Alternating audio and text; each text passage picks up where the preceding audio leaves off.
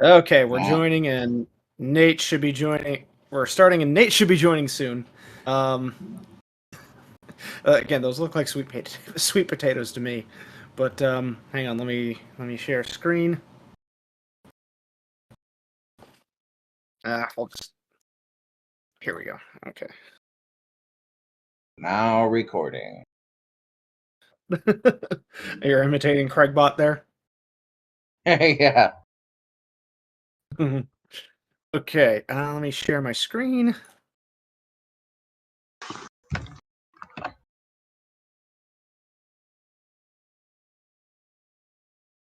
And I'll show what's on lunch for with me today. Give me just a sec. Okay, so what's for lunch for me today? You mean it's moving slow. Um, what's for lunch for me today is what's above Nate's food, which is barbecued chicken with a baked potato. So yum yum. Okay. Yeah. Um, so I guess to start, we'll wait for Nate to do the intro, but what exactly makes a monster iconic in the sense that, like, you know, Dracula, Frankenstein, Wolfman, yeah, we see them in costume stores every year, and there's been countless movies about them. Um, and before Christopher Lee was known as Saruman the White in Lord of the Rings and Count Dooku in Star Wars, his most iconic role was Dracula. You know, Hmm. so it's you have to ask yourself what exactly is it. Just that this was all our grandparents and parents had, or is there something to them? It's like Dracula more or less invented what a vampire was, and the idea of what vampires could really be. And in any story with vampires, there's always Dracula at the very head, as the head, the vampire that started it all. Hmm. Hmm. Um, Yeah. what was that?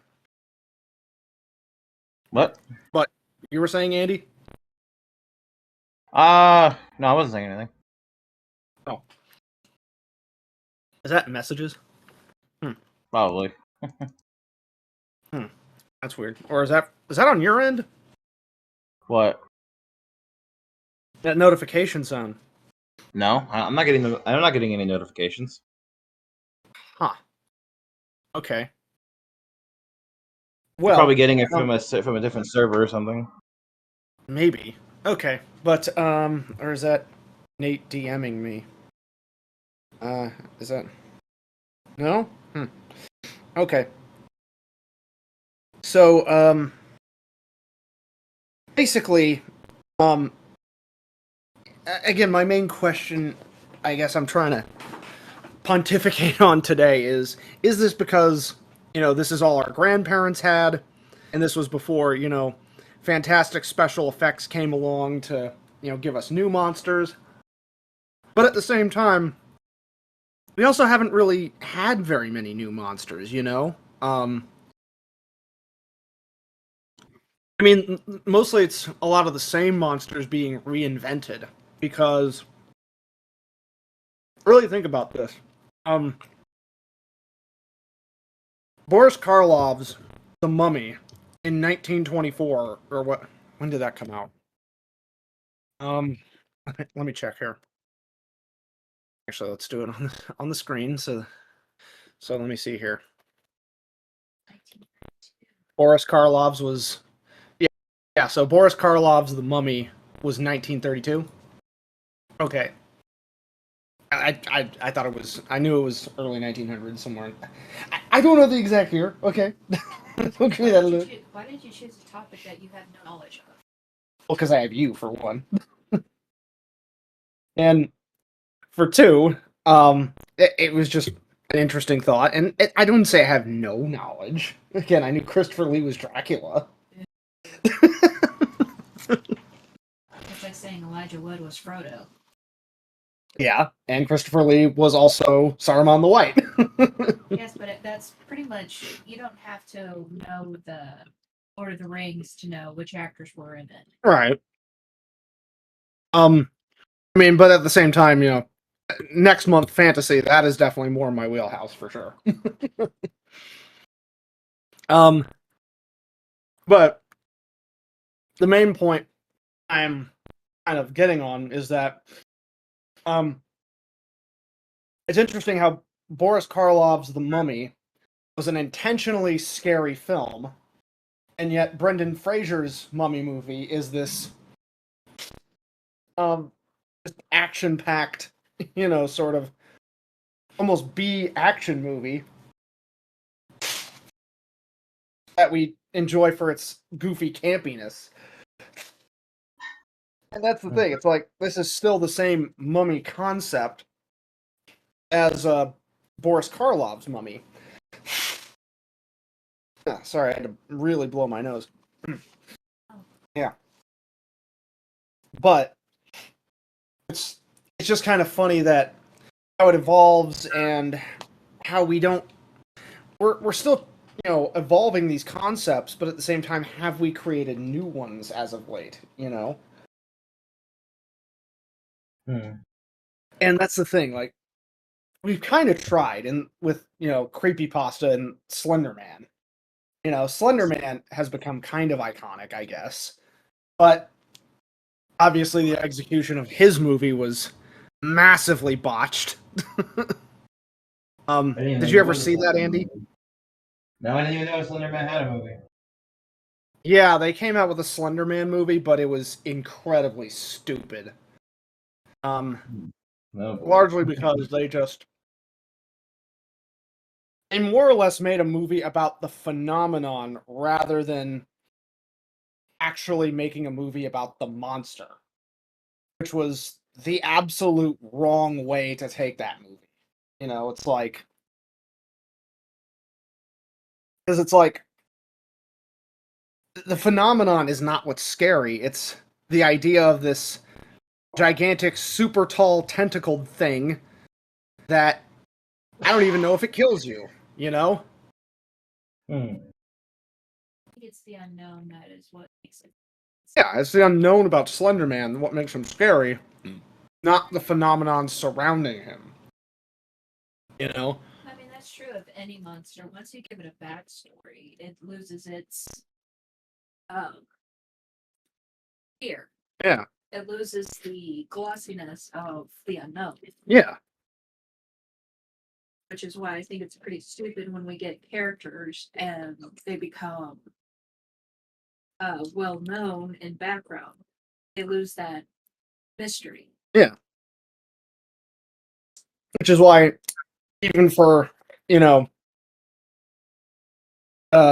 one we watched last night with Pinhead and Hellraiser, because that is one way to look at it, is like, the monsters that came out in the 90s, that's our sort of generation's iconic monsters, like Freddy Krueger and Jason and, Pinhead. Wouldn't you say? Sort of. I mean, Pinhead. I mean, the movie was directed by Clive Barker as more as an artsy film rather than a horror film, because at that time you had horror was kind of because of what. Yeah. With Nightmare on Elm Street, where you have Freddy doing these quirky one-punch lines. Yeah. And giving you something to kind of ease the tension of comedy. Yeah. Like how he was, using a Nintendo Power Glove and going, I'm playing. Things like that. Yeah, where it's like, okay, now you've lost me. I'm no longer scared. This is very entertaining. Yeah. But with Hellraiser, there was no comedic chops to a lot of it steady you. Yeah. It was just, and for me, like the way they did that claymation scene with Frank's revival it's still really creepy to look at, I thought it was play. Really? Okay. They did it in reverse. So what they did was melt the thing and use red thread as veins to. So when they played it in reverse, it building up. You see the veins moving. It's technically just what they were pulling. Oh.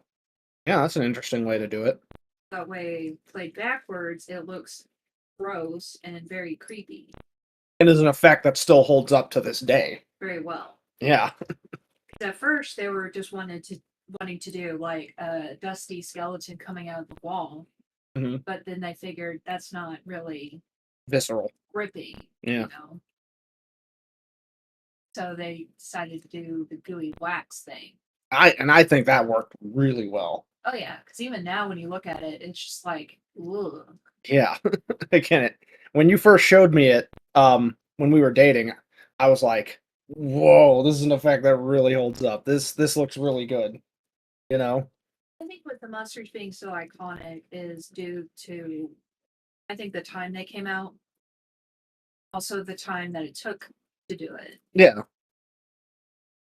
Because I mean, and on top of this, it comes like with different generations and what our sort of visceral fears are. You know, like Like it's the unknown. Like Creature from the Black Lagoon will always be a classic monster because you're in this unknown place, and when you're in the water, you can't tell if that's a claw touching you or seaweed or any type of algae. yeah, and on top of this, humans are naturally disadvantaged in the water. The fact that there is something intelligent in the water. Oh, there's Nate.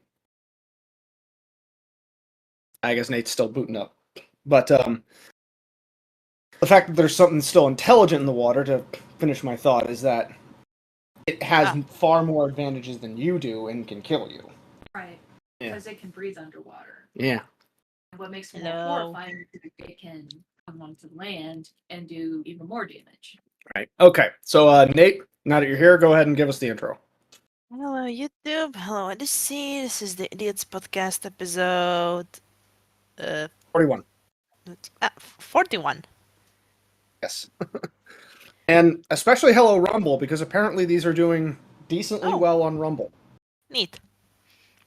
Yeah, I think it's probably because... Yeah, and if I had to take a guess, it's probably because Rumble does not restrict podcast algorithms the same way that YouTube does. YouTube's Cool. You have to toe the line before we let you in, let people know about you. Sure. And that's pretty much how it is. Yeah, but they're weird. It's weird. Yeah, weird, crazy, just San Francisco frickin' nut jobs. But basically, we were talking about iconic movie monsters, and Lady Stone and I, when we were dating, we saw Hellraiser, and Pinhead has sort of become an 80s and 90s horror monster, whereas, you know, Dracula, Wolfman, Creature from the Black Lagoon, all that was like 50s. And the point that I was starting to get at was like how each generation has its own iconic movie monsters and what exactly they represent and why. You know, the sort of visceral underlying fears of each of our generations, you know? I'm struggling to recall what's ours. Ours, like I said, our generation definitely has to be Jason. You know, the hockey mask guy.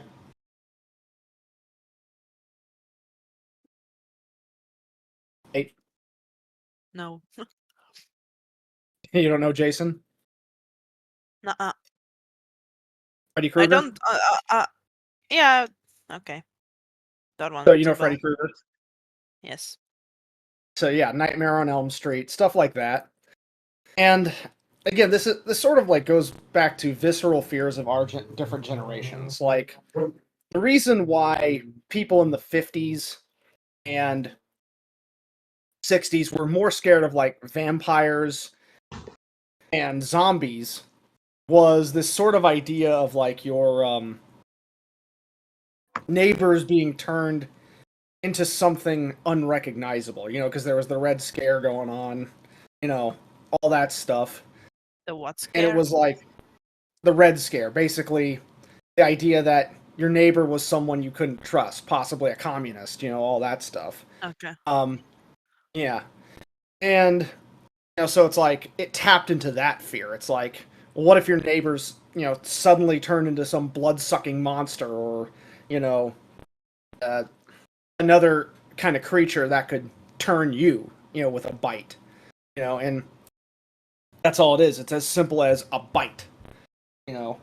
That's why, Night of the Living Dead and all those other zombie movies, while cheesy to us now, and a lot of those effects don't really hold up, there's, that visceral fear. And hang on, I'm going to throw away these chicken bones. I'll be right back.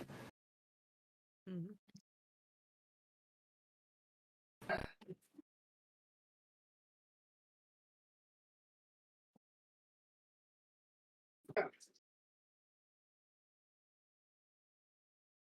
But is there like any horror movies in the Czech Republic that have really taken off, or is it still more or less just takes on American movies?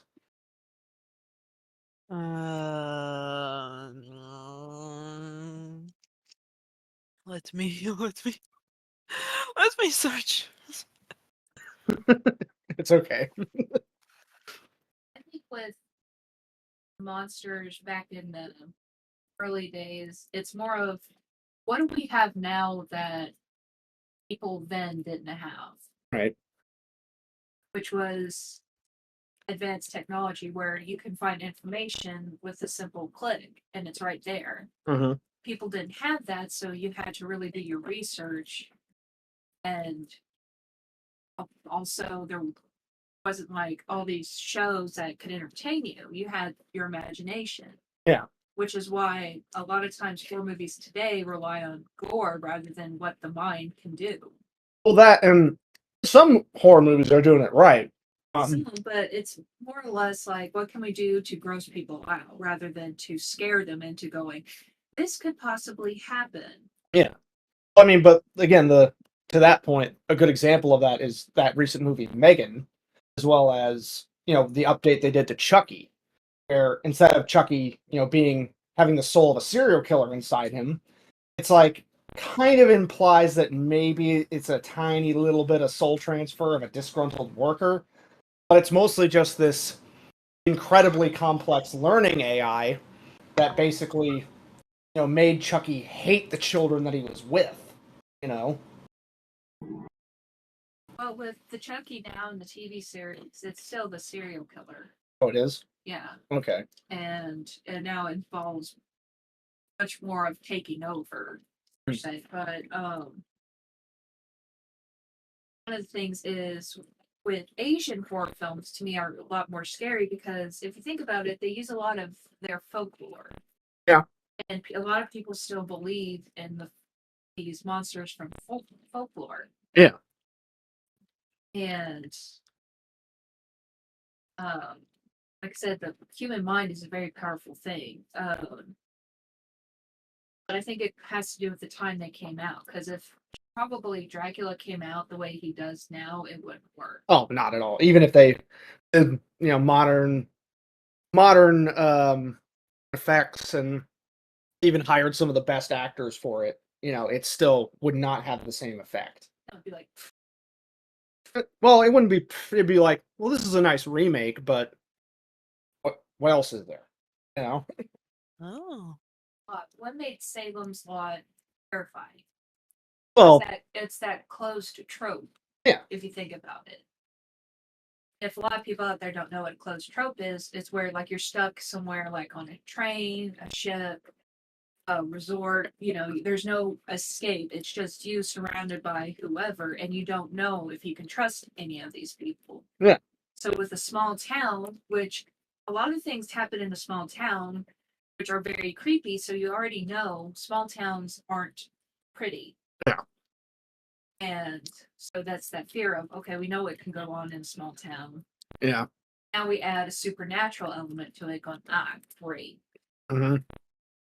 And like it's the same thing, a small town And with a supernatural deal going on. Yeah. And with people just going, oh, I don't know what's going on, I don't care, it doesn't involve me until it's too late. yeah, pretty much. So, Stone, pretty much the only chick horror film that I roughly remember is Ghoul. Ghoul. Ghoul. I take it it's about a ghoul. Well, it's like more like a Ukrainian serial killer and cannibal, which it's with I mean in some folklores, I mean maybe Oh, the metaphorical European ghoul. ones, I don't know. Ghouls are what should be after being a cannibal or something. Yeah. Well, again, metaphorically. Well, I mean, it's an interesting trope because cannibalism is a big factor in human history. Yeah. And it's a fearing thing, especially when you go rabid. Yeah. When the native have the Wendigo, which Mhm. was men who turned to cannibalism to survive. Yeah. But they were turned into evil beasts. Mhm. So with Ghoul, it's the same thing of researching the cannibalism epidemic in the Ukraine. Right. So it's something that sounds terrifying because it can happen. I mean, Russia was big on that during their wars. Well, that and because of communism, how poorly managed everything was, and how much the leadership hoarded food. Mm-hmm. Yeah, people turned to cannibalism to survive. They basically eat their own children and then sold their own kids. Yeah. I mean, same thing with the Chinese famine. Apparently, they did that with kids. Was basically sell them to the butcher, and the butcher would sell their meat. Yeah. So, Really messed up. Yeah. I mean, what's his name? Andre Chikatilo Mhm. was born during that time where Russia, during World War II, was suffering heavily. Yeah. And his mom would threaten him with cannibalism. Yep. And it was probably not an idle threat. Unfortunately, no. And so he, besides being beaten and other horrible things, he kind of grew pretty fucked up. I'd imagine so, yeah.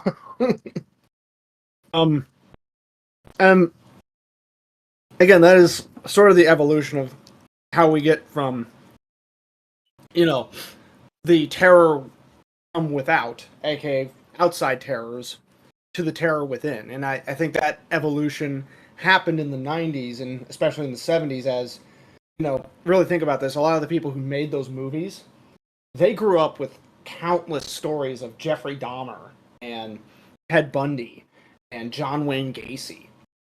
Just these epidemics of, women, young boys, people just going missing. And then they find out. The Golden State Witch Killer. Yeah. Or, Gary Ridgway, the what was his name? I think it was Green River. Green River, yeah, that was it. But there's also BTK, which was from the city that we're in now. Yeah, that's the thing. Wichita is actually, I think you can look at his house, right? I don't know actually. But it's, to me, serial killers are more terrifying than folklore because they're actually out there and possibly still out there. Yeah. And even though now it's probably harder to get away with it, but then not so much. Yeah. I mean, because that's the thing. We didn't have the surveillance state that we have now. Because that is one upshot of the surveillance state. You can't just be like Ted Bundy, or Ted Bundy can't run around, kill people, move to a different state, steal a credit card, and he can buy a bunch of shit with that credit card in 3 days and everything he needs. Because, yeah, believe it or not, that's how Ted Bundy survived in Florida. He would basically just kind of loiter outside of a grocery store, and he waited for some unsuspecting woman to leave a purse in her cart. and he would just slide right by the cart, steal the credit card, and then just go buy everything he needed before she canceled it. Right. Yeah. I think it took a lot longer to process. Mm-hmm. And there wasn't as much like verification, because that's the thing. If you're using some other some other person's credit card today, they're gonna be like, "Are you the same person, or do you have permission to use this?" It's easier to track because we have alerts, because people can still use other people's credit cards, no problem. Yeah, but it's like, But you get notifications on your phone going, "Hey, did you purchase so amount at Mhm. this location?" right. And you can either dispute it, going no. Then they go, "Okay, well, somebody took your card. Here's your new one." And this is why, like, were you saying something, Andy? What? Oh, I thought you were gonna make a point. No. But the Twilight Zone did a really good job of how the human mind is very powerful. Oh yeah. Because one is like Monsters Are Due on Maple Street is a great episode on how you have the mob mentality, Mhm. where aliens have come down to Maple Street and started distorting a couple things such as technology, cars, whatnot. Yeah. But the people in the neighborhood don't know that it's aliens Mhm. until the kid who reads comic books stated it could be. So then you have the shifting blame, and then the whole, well, let's get the kid, he knows too much, wanting to murder an innocent child because you're scared. Yeah. And so then at the end, it's like a huge climax, and you're going, what the hell is going on, until they zoom out Mhm. and you see these two aliens going, the human mind, going about the human mind. He goes, just mess with a couple of necessities, and there you have it. Yep. And with the monsters we have today, like Michael Myers was huge in the 70s. You have Jason, then Freddy Krueger. Chucky. Yeah, Chucky. But then you have Ghostface for Scream. Mhm. And I think what makes Scream an iconic monster is because you don't know who's behind the mask. Yeah. It could be anybody. And again, there's the key line that the victim finds out the call is coming from inside the house. Which is an old trope from years and years ago. Yeah. I mean, like Candyman is based around urban legend, Mhm. which is another Clive Barker story. Okay. Forbidden. Candyman was Clive Barker? Yeah. Huh. It's set in, and unlike Candyman, where it's set in America about race, it was set in Britain due to classes. Huh. Yeah, the difference between each class. Okay. Yeah. But I guess Candyman was also sort of a take on Jack the Ripper, possibly? No. No? Mm-mm. Okay. Interesting. It's about urban legends, particular, which is the hook for a hand, hook man. Oh, yeah. That's... Just your candy before ingesting it, Halloween, because... Yeah, that's going around today still. Now it's a joke. Well, no, because it's actually based on a real murder that happened in Texas. Mhm. Which is, they dubbed him the Candyman because he placed his son's pixie stick with poison. Yeah. And then he gave it to other kids to make it seem like it wasn't just a soul Act, yeah. so he could get insurance money. So people kind of blame him for the decline of trick-or-treating. Right. Because you never know. And so when word of mouth, the telephone game, practically, things change up. Yeah. So with the Hook Man, you have the Bunny Man, the Goat Man. I mean, just all these things. Yeah. And you remember speaking of the Goat Man, you remember our experience at the Goat Man Bridge. Right. Yeah. But yeah, I guess, so, I mean, what exactly is your experience with these iconic monsters, Nate? I've seen I think one cool movie. I think it was Van Helsing. But Van otherwise Helsing's I got a don't goof in my like. opinion. Yeah, but I mean I saw it when I was real little, and I thought it was cool as fuck. because like Oh, yeah, I thought it werewolf against the vampire, hell fucking yes, fight it out, Yeah, bitches. I thought that was awesome. But otherwise, Um, I think like they're not really my thing. I mean, well, other than like, I mean, you mentioned like Frankenstein, like in the hacking chat, but yeah, and I gotta say that the book was good, and yeah, he is an unhinged monster. He is an unhinged weirdo. Yeah, doctor, who thought like, hey, let's fucking sew a corpse, body parts together. and he's gay, 100%. Is Read the book. that true? Mm, No, or do you feel like it's more implied? yeah, well, implied. I mean, to me it was like clear as day, and I was like, I mean, technically, yeah, you have to wonder if he did this is sew the gay. genitals onto the monster too. If he did, then he handled them. Nobody I mean, handling genitals. I mean, that's like it doesn't Yeah. like that doesn't affect you unless you would like play with them. All right. but it's not like he took all these different body parts. He basically got one and just kind of stitched it up. Oh, it was all one body. It wasn't different body parts. No. Okay, I guess that kind of like is sort of a game of telephone because like Because think about it, he may have had stitches on his forehead because you have to open it up to give him a brain to live. yeah, Mary I Shelley, think who's actually the mother of horror and science fiction, which we do not give her any credit for. oh, we don't give her nearly enough. But she was an interesting person in her own way. Hmm. Yeah, like who has sex on top of her mother's grave? She did that. Yeah, to lose her lol. virginity. Holy crap! Wow. Okay. That's well, Kind of kind metal. of hardcore.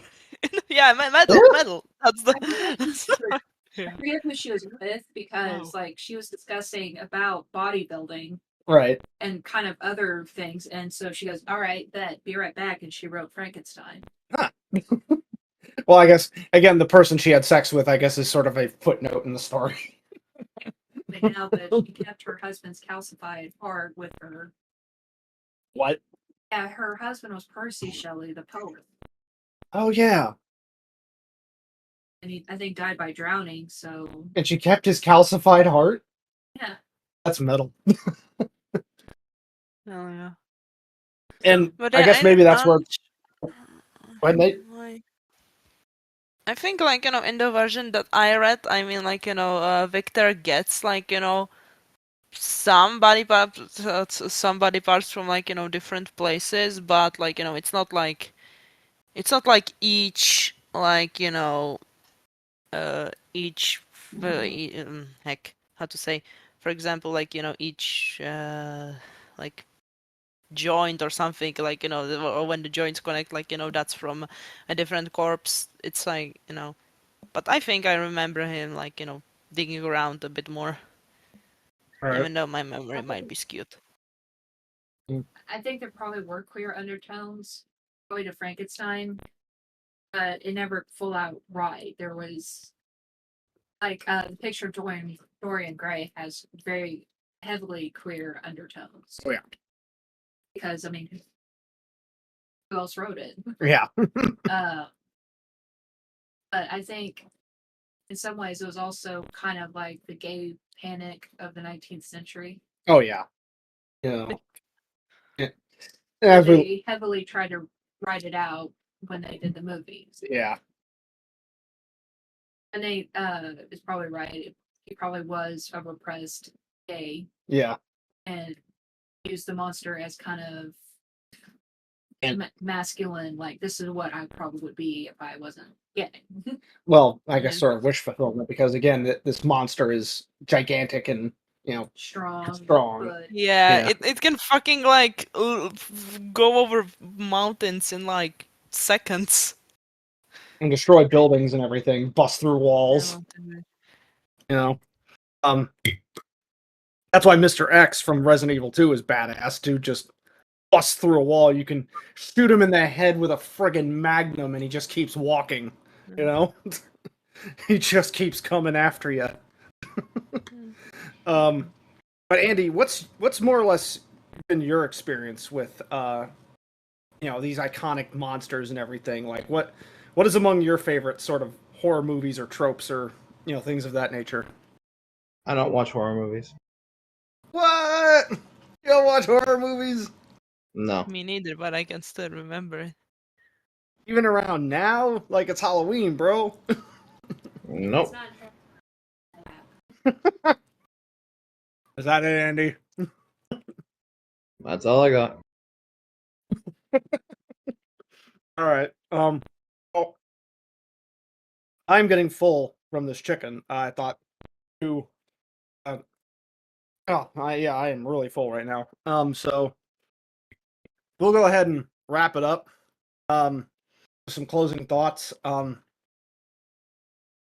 guess my closing thoughts are, what the future of our iconic monsters are going to look like. Again, I mentioned this earlier before you showed up, Nate, but some of the iconic monsters that are being developed are sort of involving AI. The idea that it's sort of that uncanny valley effect where it's like human but not quite human. And on top of this, it has a very different idea about what constitutes humanity or how humans should act and should behave. It's sort of like this creepy idea of you being forced into line with these artificial constraints. And like with Megan, or like I said, the new modern take on Chucky, where he's an advanced AI, and it is a creepy idea of manipulating behavior that way. But that's more or less my closing thoughts. Nate, what are your closing thoughts?